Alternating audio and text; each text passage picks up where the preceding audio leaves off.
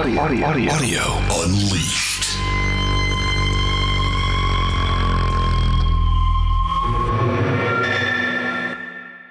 Hi, I'm Brent. Hi, I'm Dennis. And we, together, are Audio Unleashed. And we are here to bring you the latest and most exciting news that we find interesting about audio. Yeah. I always start these like so low key. And then the energy is the builds. exact opposite of your energy, man. It's like you have Chihuahua energy most days, but you bring us in so Saint Bernard. My whole radio or whatever, podcast persona is kind of a Ravel's Bolero kind of thing. Just builds and builds to the incredible climax. Oh, man. Well, you're going to have trouble building that kind of energy with our first topic, because this week I wanted to start off by talking about, this is kind of one of those backdoor topics. The subject technically is a story from Ars Technica titled, Apple's headphone adapter for older iPhones sells out, possibly never to return. But spoiler warning here, the real reason I wanted to talk about this was just to discuss the nature of mainstream tech journalism and some of the problems I have with it. And I figure you're going to have thoughts and some side quests as well. But anyway, we'll get there. What do you want to talk about this week, buddy? I want to talk about extending my growing tradition of shameless self-promotion. I have a new album out, and I just talked about my project with David Chesky a few weeks ago. Mm-hmm. But I have a new album out. It's been 2 years in the making, and we've kind of talked about it here. But I wanted to talk about it, not just to promote the album, which I will offer a special deal to our Patreon subscribers, and then also another deal to everybody on it, which would be nice. But I want to talk about like how you make an album these days. I mean, because this was the way we made this album was not really a whole lot different from the way that, Billie Eilish would make an album. And the way we distribute it, I think is, we're using some new methods, and I think it kind of bears interest for audiophiles because it's good to know how albums are produced. And, because I think audiophiles have a lot of audiophiles, and audio manufacturers surely promote this concept, have an idea that like all these albums are just like, produced in this giant, Capitol Studio A with, 70-year-old microphones and stuff like that, perfectly done. And, it's the furthest thing from how albums are actually produced. So we're going to talk about that. And then we're going to segue gracefully into... Yeah, I don't know about gracefully, but we are going to segue into, in my opinion, sort of mainstream tech journalism done right. In the former a review from Digital Trends by Derek Malcolm for the FiiO DM13 CD player. Headline is FiiO DM13 review, get ready to fall in love with CDs all over again. This is a neat review and a neat product. And I think we're going to have a lot to dig into. You're the one that put it in the idea board. Like, what was the grabber for you? Obviously, I have some capacity to play CDs. And but this makes it so much easier and more practical for now in an era when, we don't have computers with CD drives for the most part anymore. We don't have, a lot of people don't have, Blu-ray players anymore. Audiophiles may even have still a dedicated CD player, but this thing makes CD playback really practical for a lot of people. And I think, to me, it's a gateway to a whole new, audio universe, sort of. I almost said unleashed there. You've got me so well trained. Oh, wow. Oh, wow. Oh, that would have been so funny. Yeah. Oh, well, we blew that joke. But we'll try to come up with some others. I'm sure something will come along. Yeah. And so for our Patreon segment, we are going to talk about two articles or videos or whatever, two pieces of media that were done to celebrate the greatest products of 2024. We have Stereophile's products of 2024, which encompasses all areas of audio except for cassette. And so far. And also Steve Gutenberg, our good friend, the Audio Philiac on YouTube, has his top 2024 speakers, which is a real, I was going to call it a rogues gallery. It's an interesting mix of speakers. It is a whole lot of different kinds of speakers. I don't think any two of them are even comparable. They're radically different and hugely different in price, hugely different in design. And it's just really interesting what he picked out and the reasons he gave for it. So we're going to talk about other people's picks for the top 2024 products. Maybe we'll throw a couple of our own picks in there. Ooh. Who knows? Man, you put me on the spot here. I should have prepared for that, but I didn't. So I'm just going to have to Unleashed. Wait, the Audio Unleashed. Top 2024 products. And we could probably get a lot of advertisers on that. I thought you didn't want advertisers. Well, no, but just because it wouldn't be enough money. But if we dangled that in front of people and said, "Hey, if you advertise, we'll make you," other publications have done this. Other publications offered me this when I was at Dolby. Yep. So why should we be the holdouts? Because we have souls.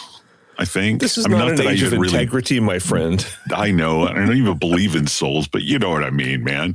We got to stay unleashed, buddy. Right. I guess so. Okay. So we won't. No, stop. Don't be calling us wanting to advertise just yet. Just yet.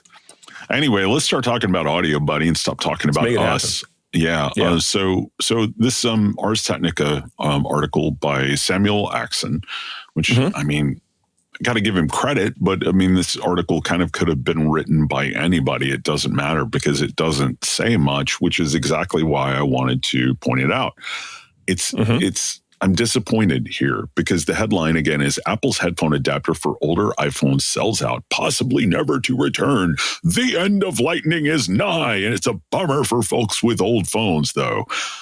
So just to give people who aren't Apple people to catch you up to speed here. When Apple did away with its old gigantic 30-pin connector, it introduced the Lightning connector, which you and I might fuss about this, but at the time, I think was one of the best digital connections out there. This was without question pre-USB-C. It was bidirectional, so you didn't have to flip it. No, it just plugged right in. It had much higher power than any USB connection that I knew of at the time, and I thought it was great. But they did away with the headphone jack, and so they had this your phone came with this little dongle, this little $8 dongle, which was a Lightning to 3.5 millimeter adapter. And it sounded shockingly good. I mean, you plug a reasonably easy to drive pair of headphones into it, and you couldn't tell any difference from it having a built-in headphone jack. But times have changed, and with EU legislation in the past few years that basically said, hey, you want to sell something here, it's got to have USB-C. And instead of introducing different phones for different markets, Apple just did USB-C for everything, which of course means, why are they going to still produce this Lightning to 3.5 millimeter adapter? Those are facts. It's hard to argue with that. It's hard to call them out. But the thing this article doesn't point out is there are a bazillion and 3 people out there still making Lightning to 3.5 millimeter adapters for $6 or $7, and they're not going to stop as long as people are buying them. So why didn't they point that out? Why would it be so hard to add that as an addendum to the second paragraph of this article? Well, they're trying to create fear, and Apple's abandoning you. Yeah. Whereas I actually review this category for Wirecutter, right? And I think we still have one or two Lightning ones. I mean, we've kind of focused on USB-C for a while, although we used to focus on Lightning. But, there's a bunch of these things available at, prices starting under $10 on Amazon, not Apple branded, but from other brands. There's a Ugreen. The Apple branded one is under 10. I mean, it's like most of them are like 6 or 7, man. Okay, but like there's the Ugreen, which is like $12, and here's a bunch of ones where the brand isn't specified unless you look close. But there's a whole bunch of these things on here, and some of them are good. I think FiiO. I'm so sick of trying to say that. they have one that's like a step up model. Here's a 2-pack. Oh, this is awesome. Cyber Monday deal. $3.49 for a pack of 2 of these things. Wow. That's pretty awesome. I bet the brand name is unpronounceable. I'm just checking to see here. No, it's Ragebait. Oh, it's kind of a biblical. Job, buddy. It's a very biblical sounding brand name. Well, it's not the worst. That dude audio definitely brand beget name. somebody, didn't he? Yeah.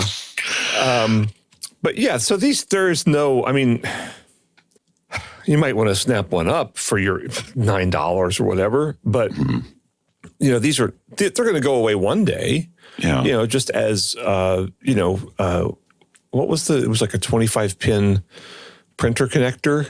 Those are long gone. Maybe you can still find an adapter. I don't know. Probably, but it was 20 years ago, I think. But I mean, look, my iPhone has a lightning connector, and I'm not going to be replacing it anytime soon because I'm a poor, and it works just fine. There's literally no reason for me to upgrade until this thing breaks. Yeah. Am I rushing out to grab a headphone adapter? No, I think I've got like 2 or 3 of them in a drawer somewhere. I mean, people who have the need for this thing probably have at least a couple. It's just, again, and other people are going to keep making them. So why is this? Look, I understand. You should point out that this is the thing. Apple stopped making the thing. But literally the next paragraph should be, don't worry about it, though. It's not a big deal. And the fact that the don't worry about it, it's not a big deal is nowhere in this 1, 2, 3, 4, 5, 6 paragraph article is, to me, it's indicative of the fact that this is just clickbait.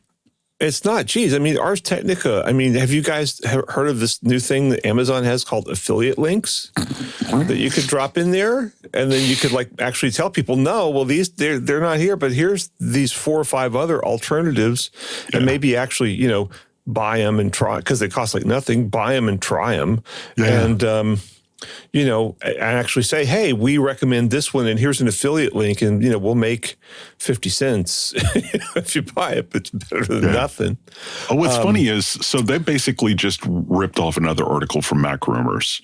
I mean, I didn't even read, I don't know why I skimmed right past that. The second paragraph is a link to the Mac Rumors article that they're copying here, and Mac Rumors ended up in the end adding an addendum saying, hey, there's all kinds of these things. Don't worry about it. Which is exactly the point. But I guess Ars Technica had already copied and pasted this article in their site before Mac Rumors did the right thing and pointed it out, because of the 171 comments that are like, guys, why is this a big deal? So, did you ever have a gig doing crappy articles like this that were like, hey, so-and-so wrote about this, we have to write something about it? Yeah, I did for Home Tech Tel for NAPCO before I got tired of their, let's just say, dodgy ethics and quit. But yeah. I mean, and I was getting paid like $25 an article to basically just go, hey, somebody else wrote this thing. Here is my summary of it in 3 or 4 paragraphs. So, yeah. Yeah, I never had to do that. I feel so lucky in my career that I really never had a really crummy gig. It was humiliating. Yeah. I really didn't. But you're the internet's Brent Butterworth, and I'm not. So well, I would be a little worried if there was another internet's Brent Butterworth. But no, I mean, I had gigs where I had to, I mean, I sat there on my butt when I was at Spin Magazine and copy edited, rock writing, which is kind of hard to copy edit because, what are you going to do? And it's, you correct obvious misspellings, but, that's all I did. And, but it was still kind of fun. We had paper airplane contests, and we threw records against the wall to smash them, because they had vinyl back then, Oh, yeah. And I met several good friends there, actually, who are still good friends of mine. And, but I can't think of anything in my whole consumer electronics career that was where I had to crank out that kind of garbage. And I feel very lucky that I'm gonna retire without ever having had to do that. Yeah. Yeah. So, that's not an invitation to our listeners. If there's some old school publisher out there who wants me to crank out articles that are about how great his clients are, I'll pass. Tell me this. What is it like to have your dignity intact? I could have made a lot more money if I didn't. But I did okay. Good point. I did fine. Yeah. So, whatever. I can't complain.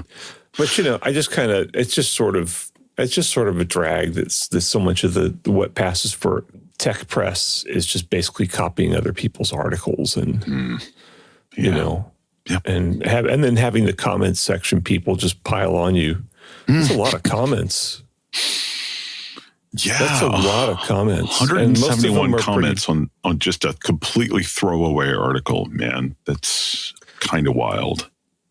Yeah. How are they getting this? I don't get this many comments even on my Wirecutter articles, and Wirecutter's got, I think, as much traffic as these people, if not more. Well, but this is not only clickbait, this is Ragebait. And that really gets the comments going, buddy. Yeah, we don't really do that. So yeah. Anyway, I don't think I got much more to say about this, and I do want to talk probably at a bit more length than usual about your album. So you want to wrap this one up, take a break, and then come back and talk about Brent Butterworth? One more thing to say. If you look on our Wirecutter guide for these things, a lot of these things have a Wirecutter cable, our own proprietary nuke jack. But a lot of these things have cables, it's USB-C, but then it'll have a cable for USB-C to USB-C, and then it'll have a cable for USB-C to Lightning. I mean, certainly like the FiiO. No, iFi, sorry. Or is it eFi? God, I hate these companies. Just make a name. I don't know, actually. Like I've Smith always wondered Jones. if it's iFi or iFi. Yeah. Okay. But anyway, whatever. Yeah. The HipDAC 3 or whatever it's called comes with both cables. So, and a lot of them do. Yeah. So, not a problem, people. Yeah. Not a problem at all. Don't panic. Move on. Yeah. All right. We'll be right back.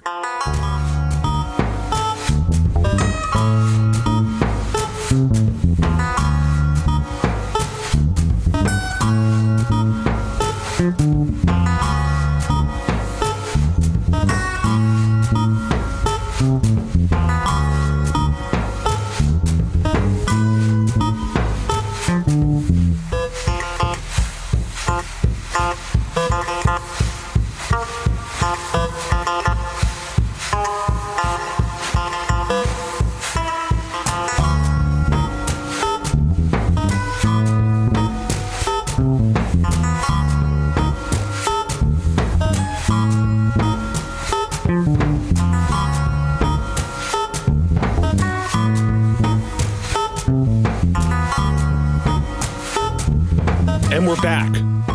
This is Audio Unleashed. And we're going to talk about Dennis's favorite subject, which is me. Yeah.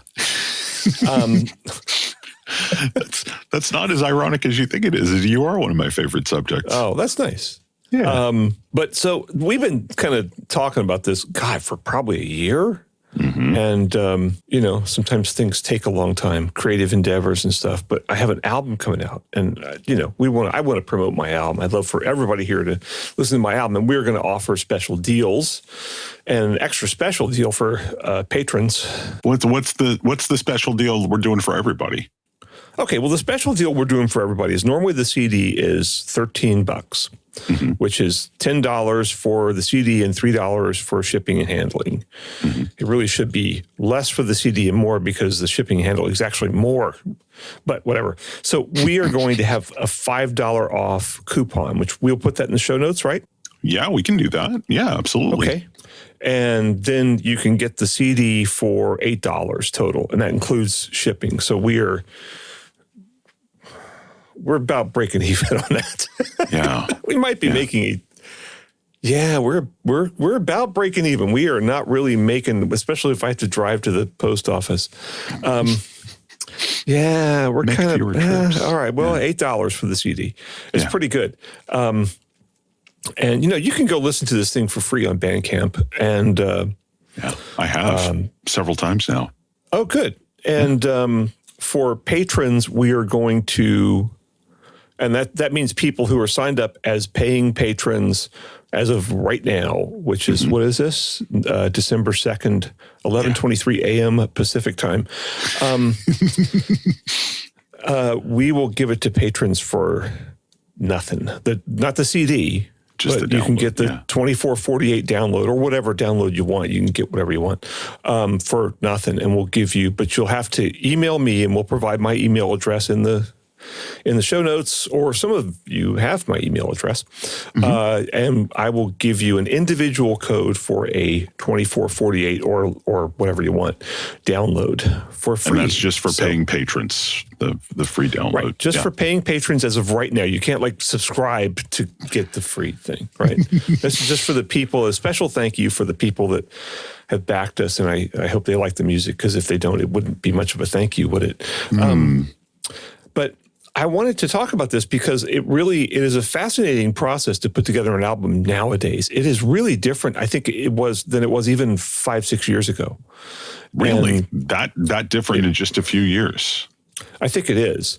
And for a couple of different reasons. Number one, in the way that we recorded this, because, Ron and I, this is the sax player that I play with, Ron Seiger, down in LA. And Ron and I did our first album during the pandemic when we kind of had nothing to do. And we were just messing around with some recordings and sending files back and forth to each other. And, somebody offered to put it out.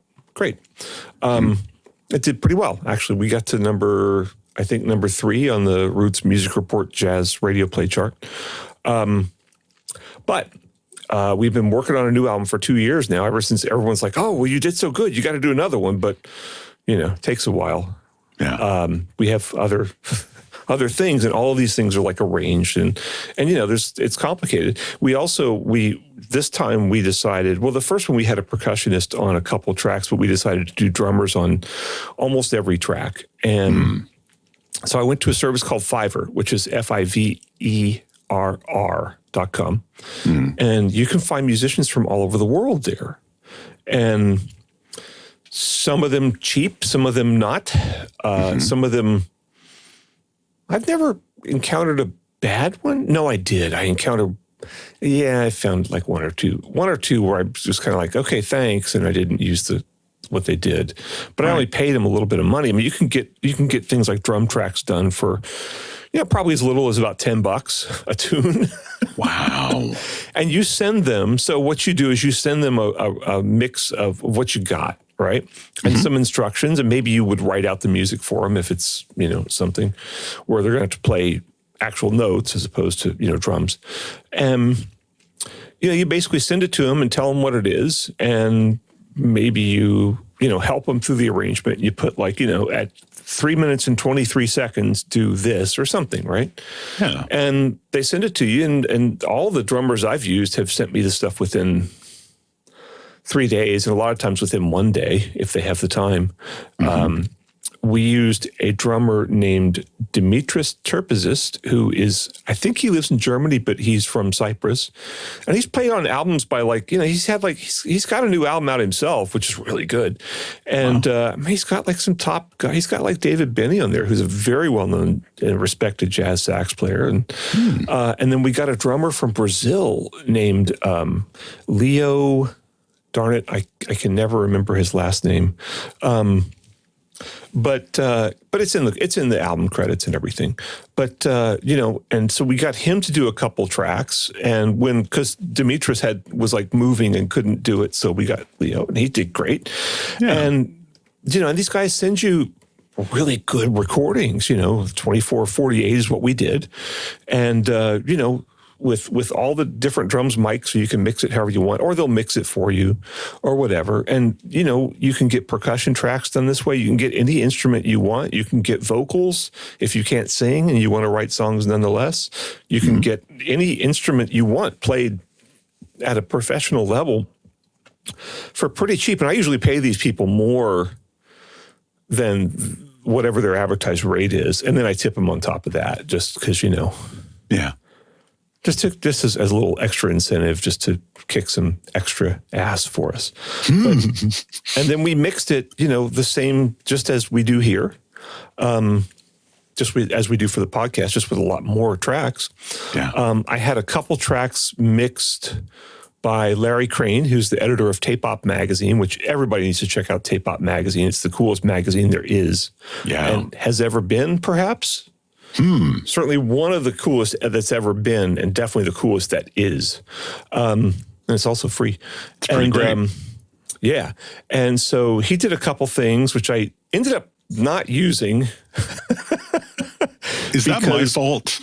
No, it's everybody's fault. I circulated the tracks to everybody and said, what do you think of his mix versus my mix?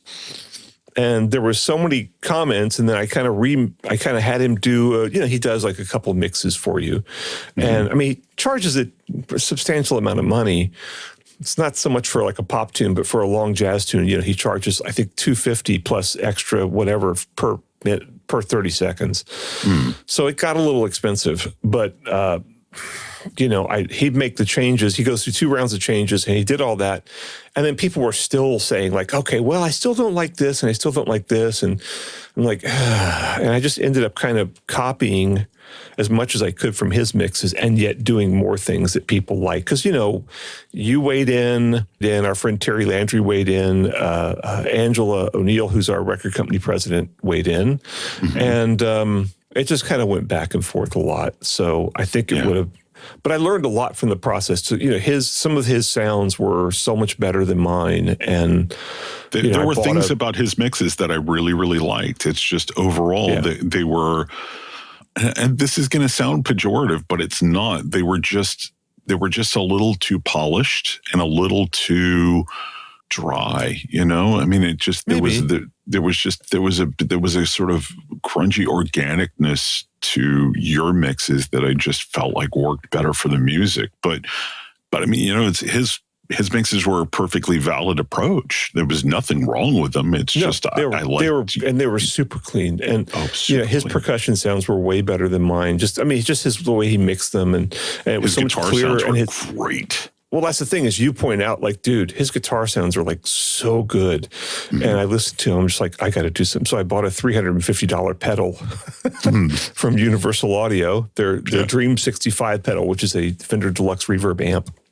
Simulator that is, it feels like playing a Fender Deluxe Reverb. And I have a friend who has about a 69 Deluxe Reverb. Nice. So I know what it feels like. It was just so perfect. But since I did the guitars direct, right?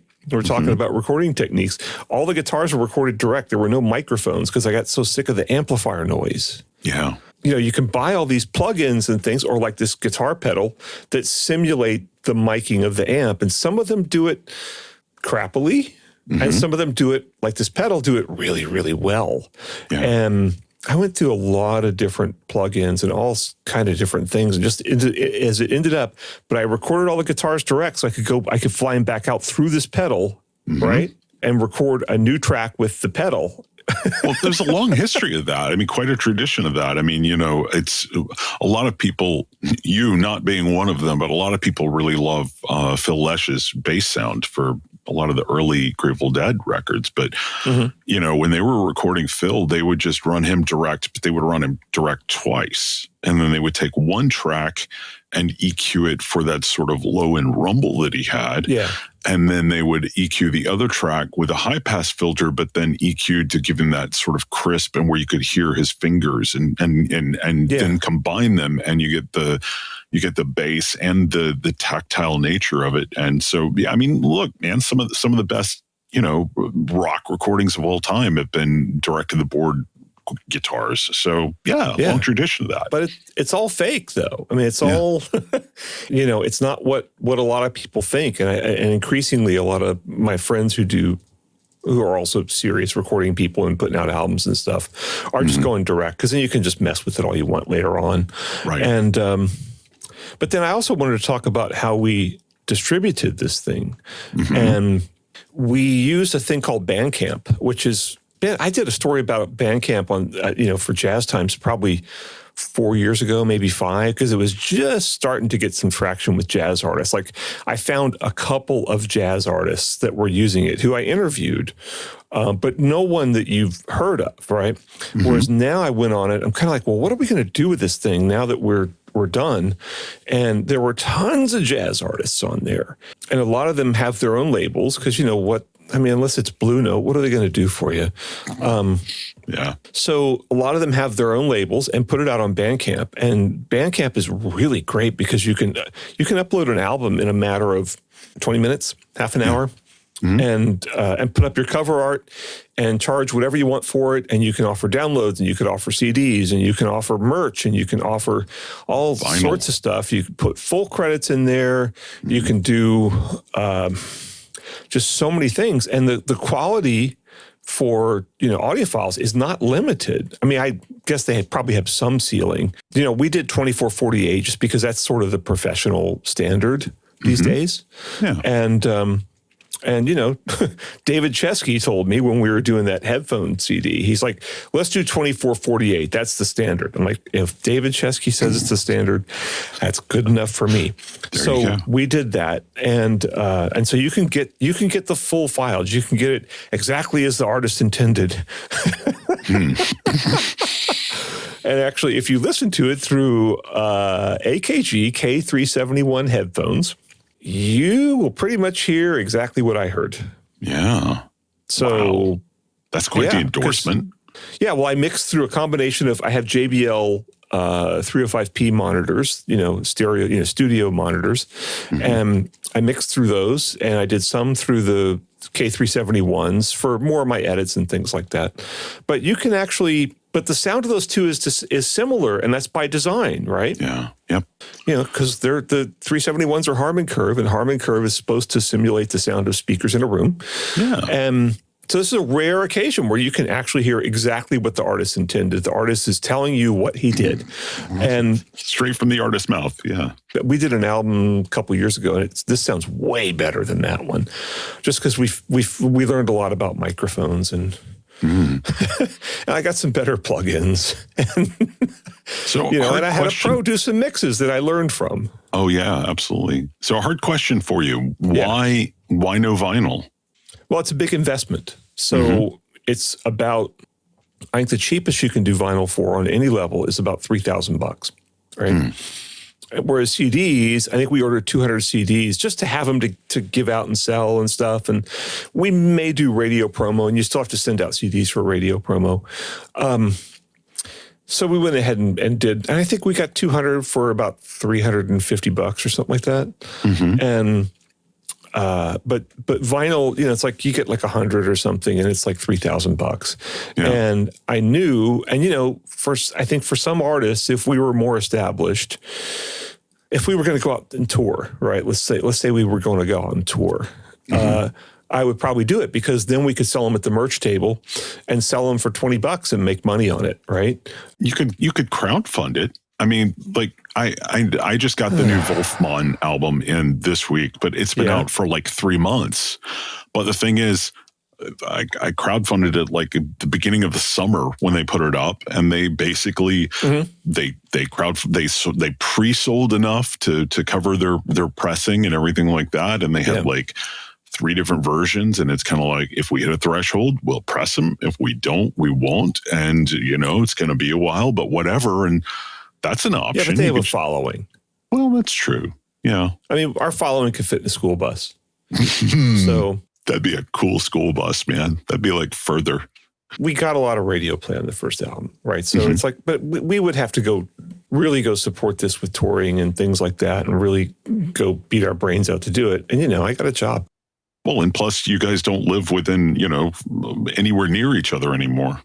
Right. We don't. And plus, touring, unless you're pretty big, you're going to pay to tour. Yeah. So, I mean, that's everybody I've talked to who has toured recently, who's a, very independent, artist, garagey, I want to say, sort of artist like me, they all pay to tour. And even a lot of the bigger artists are paying to tour, basically, or they're breaking even for a lot of work.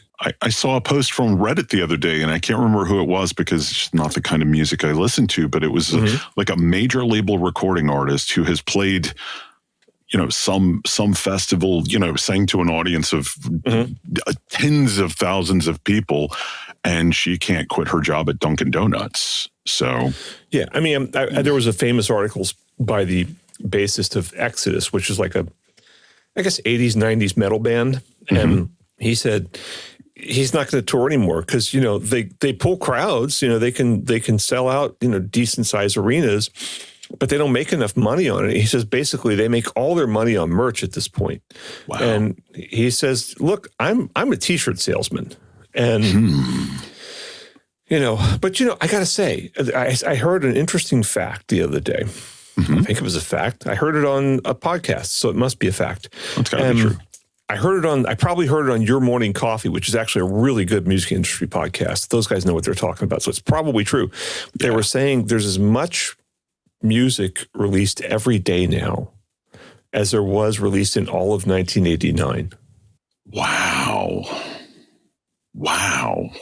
That's insane. We have a surplus of music. Yeah. Yeah, we do.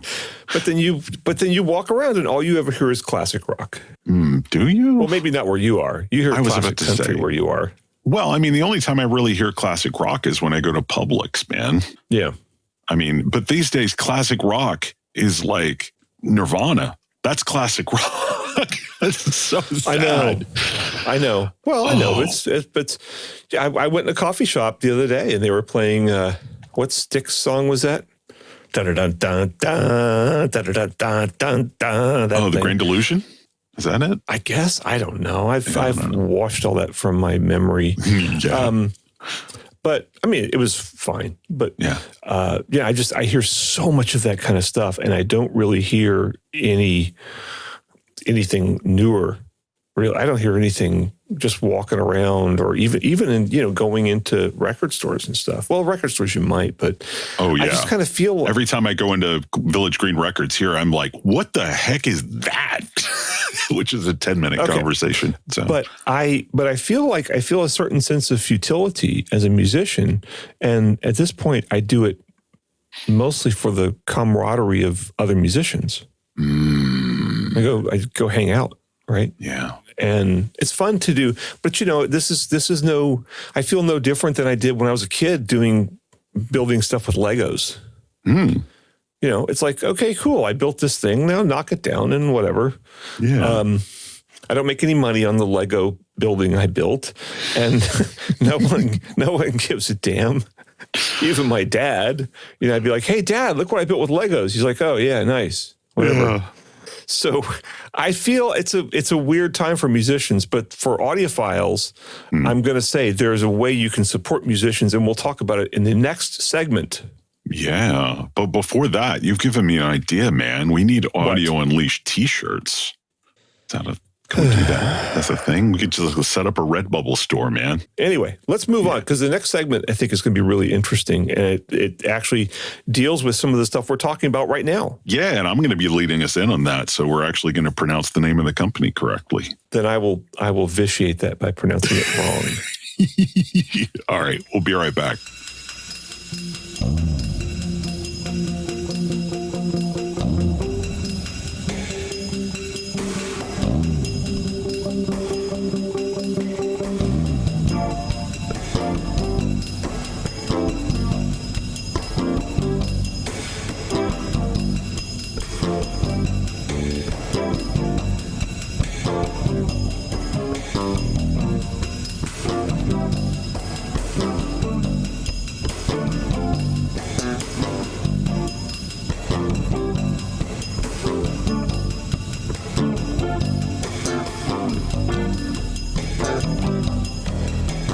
And welcome back. This is Audio Unleashed. And this time around, we're talking about a review of the FiiO DM13 CD player. So this is from Digital Trends. It's by Derek Malcolm. And the headline is FiiO DM13 review. Get ready to fall in love with CDs all over again. Interesting thing, you kind of pointed out in the intro, audiophile CDs. I mean, I think most people would think of like a standard like component size CD player. But the thing that struck me about this is when you sent it to me, I was not expecting to see basically a portable CD player the size of an old CD Walkman that doesn't have the connections that you would expect for a CD player sitting in a rack in a system or something like that. It doesn't have any RCA outputs. It is a small form factor. It kind of looks like it would go well with something like the WIM amp, but it's even smaller than that. Yeah. But this is basically a portable CD player with Bluetooth, with digital out, with USB, and kind of fascinating. I have to admit, I didn't see the price at first, and I was shocked to see the MSRP is $149. And it's $139 on Amazon for the black version and $149 for the red version. Wow. That is not I bought the red bad version. Yeah. Very nice. I read this review. I'm like, I'm getting that. Yeah. What was it about it that spoke to you immediately? Why not any of the other CD players that are out there in the market right now? Well, there's a couple things. First of all, it shoots Bluetooth to your headphones, right? Mm-hmm. Or to a Bluetooth speaker. So if I want to listen to a CD, I don't have to hook up a stereo system, which for me, my system changes all the time, right? So it's inconvenient, very inconvenient for me to listen to CDs. But with this, I can just hook it up to whatever I'm testing for Wirecutter and play. I can play, CDs through a little tiny JBL speaker that's the size of a fat cigarette pack. Mm-hmm. I can play it through a really good system. I can play it through sound bars. I can play it through anything I want. And to me, it's like, oh, wow, this is a really good way to play CDs. And also, you can automatically rip your CDs to a USB drive with this thing. So you plug the USB thumb drive in, and you can rip them straight to there. And I guess you can also send this thing out to a USB DAC. It's got a headphone jack, so you can listen through, standard analog headphones, which average people typically don't have. It's more of just an audiophile thing nowadays. Yeah. But I really fell in love with this thing. I'm like, this is exactly what I need. And the reason I need it, Dennis, is guess why? Why do you think I need this? Because you've got a new CD out? Well, I don't want to play my own CD. Oh, you have finally bought into the theology of the Grateful Dead, and you've got a Dave's Pick subscription for next year. I do not. I'm out of ideas then. Well, because here's the thing. If you want to support bands, the easiest way to support a band, right, is when you go to their shows, buy one of their CDs. Yeah. Okay. Yeah. And which I often do. And maybe I don't want to spend $20 or $30 on the vinyl, right? But I'll spend 10 or 15 on the CD. And I do this all the time, but then I get the CD home and I've only got one computer left that has a CD drive. It is 14 years old. I don't like using it because it's one of my measurement computers, and it's the only one that has the CTA 2010 software on it. Oh, yeah. So I could put it on a different computer, but that will require transferring my Igor Pro license over to. It's just such a hassle. I don't even know if Wavetronics, who made Igor Plus or Pro or whatever it's called, I don't know if they still even exist, but it's going to be a giant hassle. So I don't like to use that computer unless I really have to use that computer. And plus it's just like a hassle to rip CDs on there. Whereas if this thing, I can just rip stuff right away straight onto a USB drive. Now, I don't know the particulars of it. I don't know if it rips automatically into MP3s or if it gives you a choice or if it rips just 1644.1. I would hope it just rips 1644.1. That would be nice. It looks like they're ripping to Audacity in the review. I mean, it's showing the song from a CD and the DM3 recorded to Audacity. Right. So so they're going USB out. But however, it's got an automatic rip function where you just plug a USB drive straight into it. Oh, yeah. And rip straight to the USB drive, no computer required. Wow. But I don't see a specification for... Now, that's still fine, because like some CDs, I'm happy listening to them. And there's still some stuff that came out on CD that never hit streaming. I still got a few albums like that. And I'm going on like ancient digital copies that I dredged up from somewhere, I don't know where, and some of them don't sound good, and some of them are kind of dicey in terms of the edits on the tunes and things like that.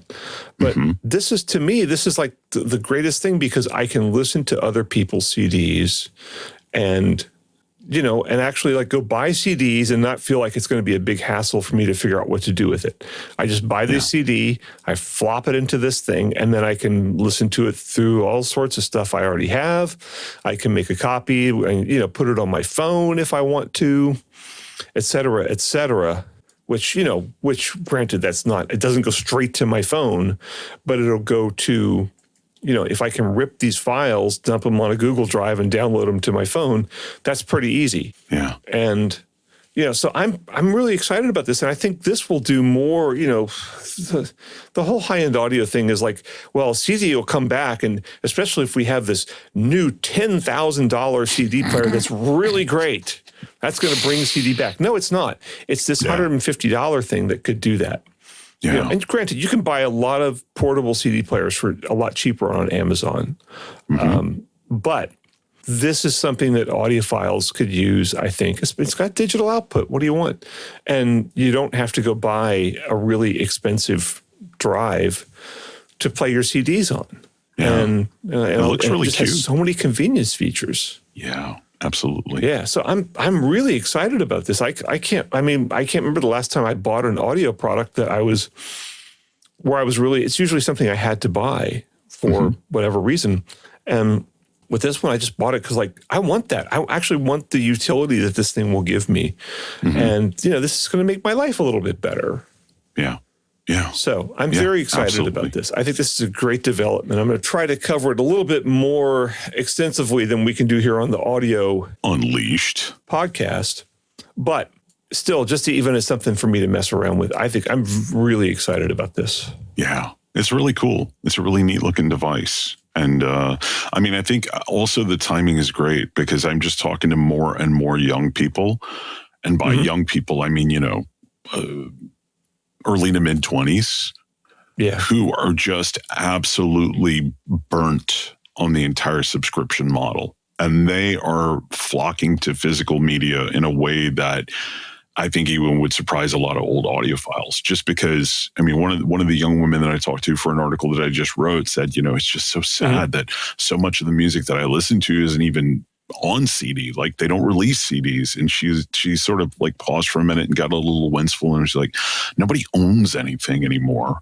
And it's really just a rejection of and a mistrust of the companies who are trying to hook you on a monthly subscription that they hope you forget you're paying, and then make it really difficult to cancel, and they're just burnt out on it. So I think the timing is great. Now, if we could just get more bands to actually start putting their new music on CDs, that would be awesome.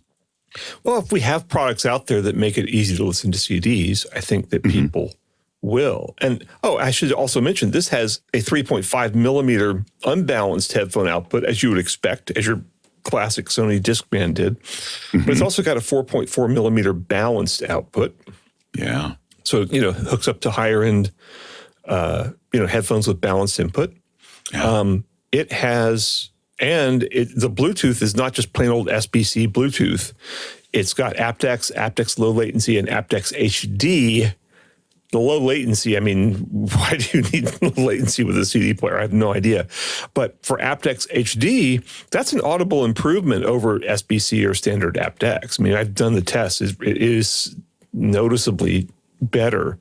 And, of course, you're going to need headphones or a Bluetooth speaker or something like that with aptX HD. But there's a lot of headphones that have it now. Yeah. And I don't know how many Bluetooth speakers, not too many, sadly. The Bluetooth speakers tend to lag the headphones in terms of codec availability. But this is just such a great product. And it's just it's so packed full of cool stuff. And it's cheap. It's just this is the coolest CD player you can. It's more capable than any audiophile CD player. And yet it's $150. Yeah. So it's a shame it doesn't do AAC. That would be nice, but whatever. I'd rather it did LDAC. Yeah. LDAC would be cool because there's a lot of LDAC equipped headphones, especially from people like Soundcore. So, and of course Sony. So that would expand them into a whole nother universe. But still, it's got aptX HD. That's a substantial leap right there. And I really think this product might have some impact. Yeah, maybe I'm nuts. I hope it does. But I hope so. You can go buy UCDs now, which granted isn't helping the artist out, but you can go buy UCDs for not a lot of money, and you have something to play them on, and you can discover all sorts of music in a way that is kind of more pleasant and enjoyable and interactive with other people than just getting onto Spotify and poking around. Cool. All right. Anything more to say about this one, bud? No. All right. You want to do some... but yeah. So regarding our credits, which are coming up, I bought myself a Black Friday present. Ooh, what'd you buy? And which is a Hot Tone or Hot One, I don't know how you pronounce it, Crush Bit Crusher pedal. And this thing is like the size of a couple of 9-volt batteries. It's really tiny. It's really cute. It's pink. And it lights up. And but it's got a switch on there for you can basically simulate reduced bit depth. What actually it does A to D and D to A, and you can reduce the bit depth where it's a really low resolution and very high noise. And it can also simulate the sound of an old radio or the sound of a record player. I assume a bad record player. And no, it is a bad record player and the worst record player you ever heard. And so I did, inspired by this and by the fact that my neighbor Katie gave me a thing called a Strumstick, which her father had given her to give to me, which has just like 3 strings and a little teeny tiny sound box on it. So it sounds like meow, meow, meow. And so I did a composition with those. It sounds extra stupid, but you'll know which one it is because it combines the crush pedal with the ukulele, with electric ukulele, and then this thing, and then a little fretless bass on it, and some cool other stuff. So we should also say, so that's one new tune. But we should say, by the way, the music that we've been using for the closing credits for this entire podcast since we started doing it started life as our closing credits music, but that's now on a whole track on your new album in a completely different version. And it's been really fascinating to me to see that song evolve over time as you work on it with Ron. And so anyway, if you like the music that you're hearing right now, there's an updated and more collaborative version of that on Brent's new album. So go check it out. Yeah, it's orchestrated. It's fully orchestrated.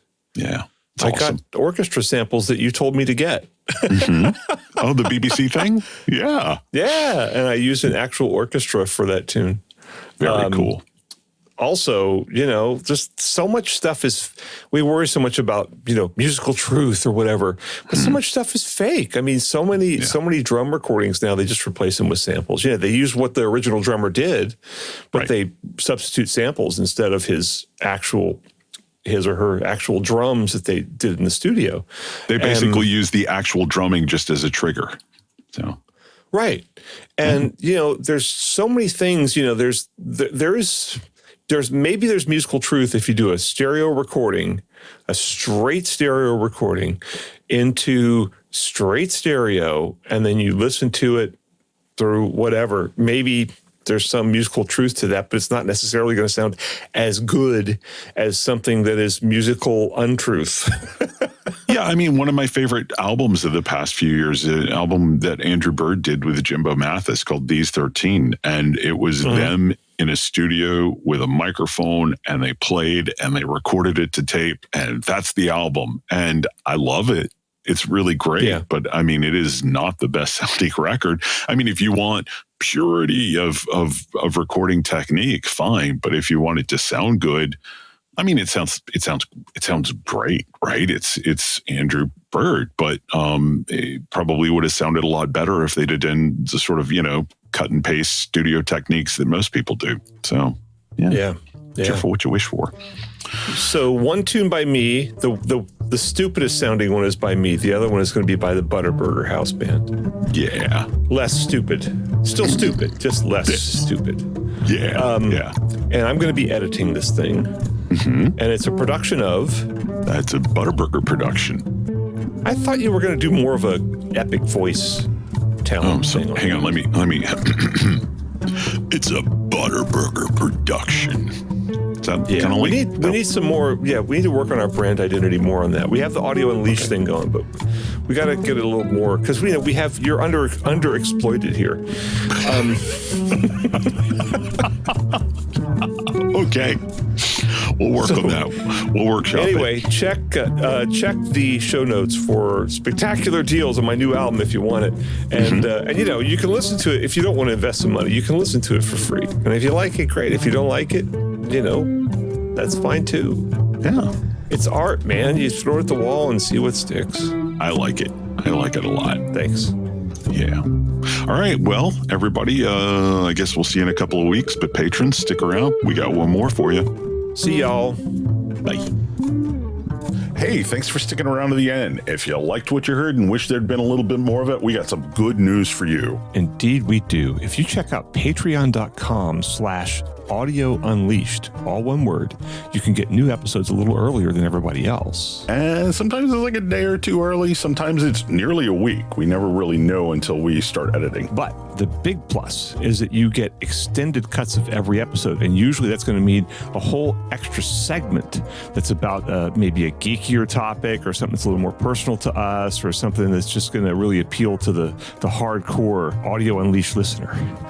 Yeah, what it boils down to is if you're somebody who would support Audio Unleashed on Patreon, we're going to make sure the bonuses to every episode are really aimed straight at your interests. Yeah, and so if you want to hear these segments, you can subscribe to our Patreon for $3 a month, which is less than I spend every single day on my cup of coffee when I go to Starbucks to write my boring articles. Yeah. One more time with that URL, that's patreon.com/Audio Unleashed. Or Audio Unleashed. Yeah. Thanks. Thanks, everybody.